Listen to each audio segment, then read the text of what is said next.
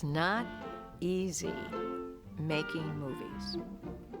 It's a long day, especially if you are a female.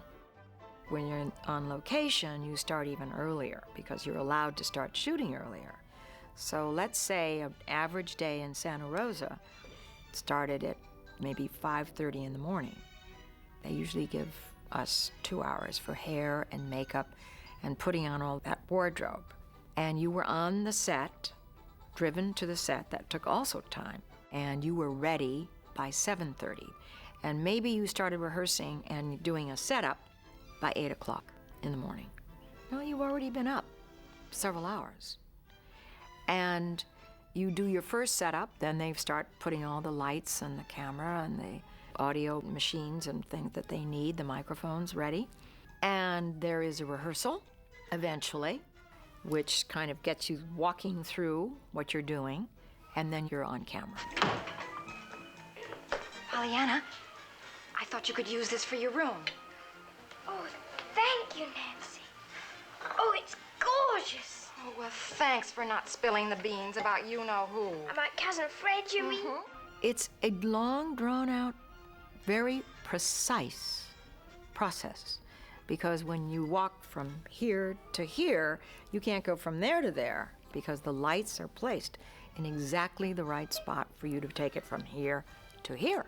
So that you have to do that as if you've been doing that all your life, walking from here to here. But usually, maybe you'd want to go around there, you can't do it. There is always a performance level that you have to reach. And if you haven't slept well the night before, that's too bad, because you have to rise to the occasion, and you have to be there for that moment that the camera wants to capture. So there's always that, it's not pressure, but there's an obligation that has to be met. Especially you're being paid for this, you're a professional. Plus, you are going to be on that film, and people are going to see you forever.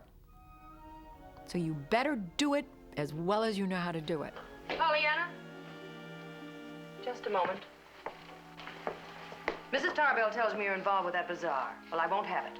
But Aunt Polly, I'm part of the flag. Part of it is your training. Part of it is that if you're a performer, you're a performer. There's a mechanism. You learn how to rise to that occasion. And you are looking for feedback, which you're constantly getting. A smile from the director, a nod.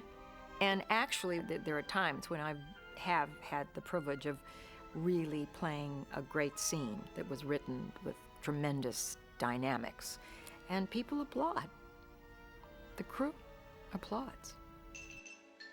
Now, you have an hour for lunch, and then you start all over again, and you shoot until at least 6 o'clock. And then when you're through, you now have to disrobe all of that costuming, and you have to take off all of that makeup, and then you have to relax and have your dinner, and number one, key, get your rest, and be prepared for the next day, for your lines, for what you're going to do.